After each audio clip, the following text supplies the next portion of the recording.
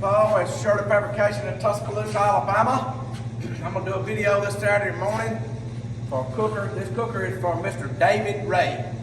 David petitioned me to build him, petitioned me to build him a cooker. We went through everything, got all the specs like he wanted it, and I got, he's got a nice rig right here. Actually, this rig is tricked out. This is a 24 by 65 cabinet model, elevated cabinet model. It doesn't have any hip roofs on or anything. He didn't want that, so we didn't do it. But what we got here, I'm going to go ahead and tell you, I'll do the up front stuff. David has dual burners right here up front. He has a griddle going on here. I'm not going to set the griddle down yet. So he has a griddle that goes on here, so you can remove the griddle. Comes out on the side, the burners come out on the same elevation as the shelf right here. Has a 304 stainless steel shelf right here, 1/8 thick.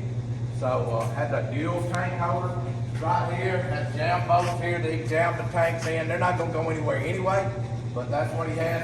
Has a 6-gallon Cajun fryer right up here on the front. On the back side back here, he's got a wood box, which holds plenty of wood for a cook or a couple of cooks. You stand the wood up vertical, what I do. I'd stand them up vertical and I'd make them maybe 14 inches long because it has a V basket. Has a spare tire holder right here. Has dual umbrella / flag holders, whatever you want to call them, whatever you want to do. Has a removable tongue up front. Just pull the tongue out. I also have a dolly right here. We make heavy duty dollies. And just pop that dolly in there, pick it up, and my wife actually moved it. Just pick it up, move it back, come out of the carport, enter carport, whatever you want to do. Really easy. I mean, it's very easy. A lady can do it. I'll go ahead and show you on the front side right here. It is an elevated cabinet model. It's got throw ports on each grate level right here. It has tail tube gauges right here, glow in the dark tail tube David sent me, tail tube gauges he sent me. Has eyebrows over the gauge, keeps you from busting the gauge out. It'll hit this eyebrow before it hits that, keeps the sun off of it. Looks, number of things right here. It has like I said, it has 3 shelves in here. These shelves are removable. Right here, 1 by 1 by 1/4 inch angle. They come out, slide out, go back in right there. Has gaskets on the door. The doors are gasketed, so they seal off really good. On all of the elevated cabinet models, we have dual locks on them, just for traveling and whatever. Has a stainless steel fold down shelf right here with an umbrella holder. So that's just a need. You can work here if you're just using a warmer, you can work it in the warmer, because in our warmers, the way they're designed, by design, you can use the warmers as a coal smoker. You can use it as a smoker in conjunction with the main chamber. A lot of guys will close off the main stack, open the stack on the warmer and draft through. You can use it with the elevated charcoal grate inside the ash pan, which is the upgrade. You can use it as a grill. You can use it as a warming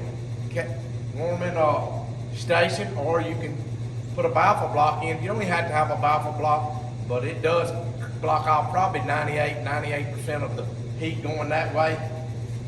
You can use it as a smoker itself, just a smoker. Put a fire in the firebox, put the baffle block in, and just use it like that. It's just, very functional. We have a lot, by design on our cookers, we have a lot of different things. So when you compare cookers, compare apples to apples, because I'm telling you, ours has a lot of functionality to it. So anyway, here, going to the warmer right here, has a 3-shelf warmer. That's what he wants. Standard warmer is 2 shelves. Then you upgrade to 3. The pan always comes in the warmer. You can add this elevated grate. Some guys do, some guys don't. You can pull this pan out. It's got over the entrance into the damper from the firebox to the warmer, or vertical cabinet, or whatever you want to say. You can pull this out, and you can use this as a heat deflector to disperse the heat around, or you can pull this off, pull it out and use the heat. We have a heat deflector up under this, a removable heat deflector. So you got it right here to come out. So you got a bunch of stuff you can do in these things, man. It's just tons of stuff. not mention this a while ago. He had drip guards on the chamber doors, the warmer door. The reason this drip guard's up so high, it was down here. It wouldn't make no sense because when you open this damper, you would get residual out anyway. That's what we do. You don't have to have them. It's an upgrade. Everything has a cost. So right here, it has a 1/2-inch firebox right here. It has a 1/2-inch firebox. Has an ash pan in here that pulls out whenever you're done cooking. Just pull this out, dump it. That way you can keep your firebox clean. I cannot preach this enough to people that leave ash in their fireboxes, not in a pan. It's crazy. Because if it gets wet, it's creating an acid which will attack the base metal of this cooker. I know that. I'm telling you, I know it. I've been doing this for 40-some years. And so anyway, you come back right here, you got a bee basket, comes out locked, it's very convenient. I suggest, this is me, everybody's got their own way of doing it. I suggest starting out with a little charcoal base in the bottom, a decent one, and then go in here and put you some wood in there, cross members, hit it with a weed burner, light it up. I can get this cooker up 300 degrees in 25 minutes if I want to with my weed burner, easy.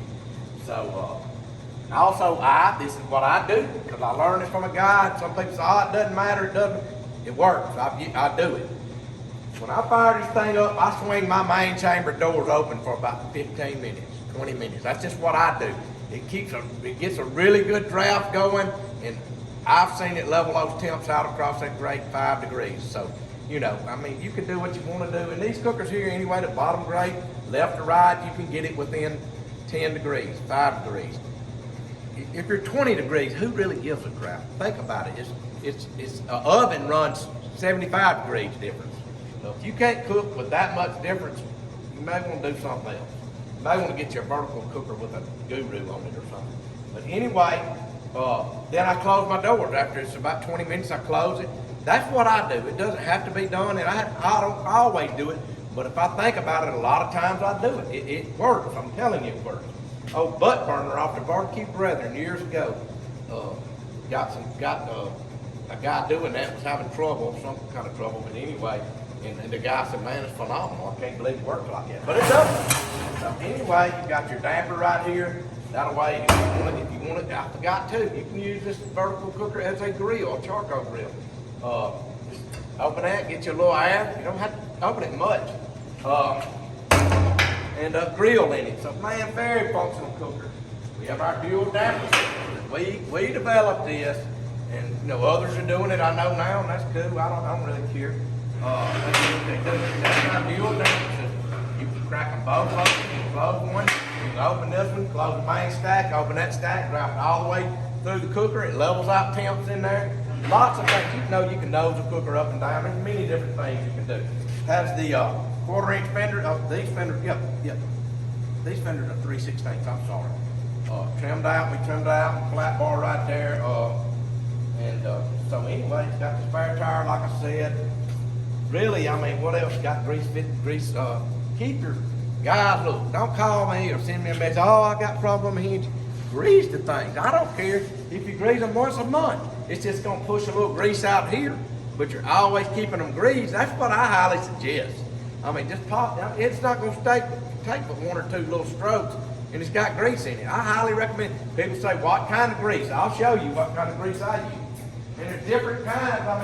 I use different stuff. This right here is, I'm gonna wipe this on my, I'm gonna put it on my welding hat, but I'm gonna have that on my, this right here I use Lucas Red and Tacky. It's, it goes up to like 500 degrees. That's what I use. You can use anything. That's just about preference, what you want to use. I highly recommend keeping everything greased. We have LED lights encased in light boxes like we always do. So I think that's about it. I have a remote drain. Okay. I have a remote drain. We call it a remote drain because you don't have to bend down and drain it. Flip that right there, and it drains the grease out of the cooker. Most big builds, big cooks, guys, if you're cooking fatty meats, you will get some grease. You may want to tilt it just a little bit. You will get some grease. A lot of that oil, grease, or whatever is hitting that hot baffle plate And you think about it, that baffle plate's very hot. When that grease hits it, it's just not gonna start flowing. It's just not gonna do it. Once you get a bunch built up, it might. But it's gonna hit that, you're gonna hear it sizzling, cracking, popping, you know, and that's just music to my ears. That's just music to my ears. So anyway, we do not put it, we have a one-piece baffle plate. It's not a three-piece baffle plate. It is a one-piece baffle plate. It eliminates problems. So anyway, that's easy to put a one-piece baffle plate in there. I could put three pieces in there. Why would you want to do that? I never have understood that. I don't. I really, really don't. But anyway, this is it.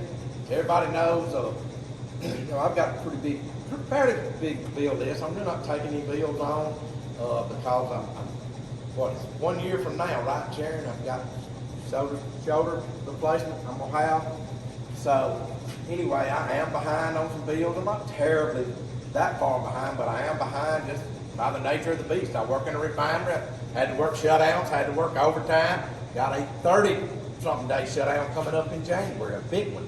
Hopefully I'll be, you know, pretty well getting toward the end of my bill list then. I may not be all the way, but I took some things on I shouldn't have never took on. But I do what I do. You know, sometimes you live and learn. But anyway, that's it. I got a couple donation bills coming up too that I've already, you know, had going on. So I've got to get on them. I'll get some help from Tyler and them on that. One's well, I'll just tell you, one's always the United Way cooker. I need to get on it now, and I will this week. Anyway, thank y'all. Look, I got to get out of here. I got to get the rolling this morning. This cooker's shipping out, and then I got to get on this firebox warmer, finish welding it out with a hip roof, and it's for a patio model, 36 patio model straight back. So I'll do that, get that done, and then I got a revamp on the cooker out back. I hadn't even started yet. I thought it would have started. Haven't started. Got to get on that. So anyway, it's just like anybody I talk to in the industry, it is a challenge to get help. It is a challenge to get people that want to get with it. But anyway, God bless y'all. I'm out of here, man.